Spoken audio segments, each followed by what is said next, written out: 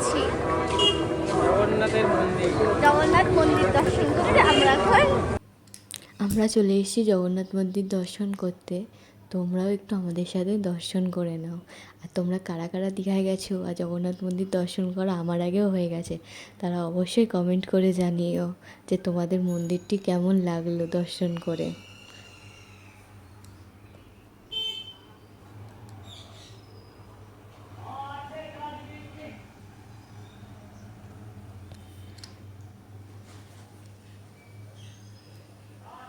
আমাদের জগন্নাথ মন্দির দর্শন করা হয়ে গেছে, আমরা আবার ওল্ড দীঘায় চলে এসেছি। এসেই আমরা একটু দুই বোনে খেয়ে নিচ্ছি পাপড়ি চাট।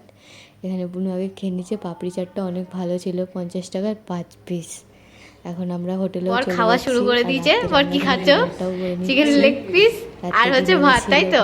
আরো দুটো আইটেম ছিল, আমরা নিয়ে নিই। আমরা আর স্যালাড আর ডাল আর পটল ভাজা ছিল, আমরা নিয়ে নিই। আমরা হচ্ছে মাংস আর ভাত নিয়ে চলে এসেছি ঘরে বসে, এখন আরাম করে খাচ্ছি দুইজনে।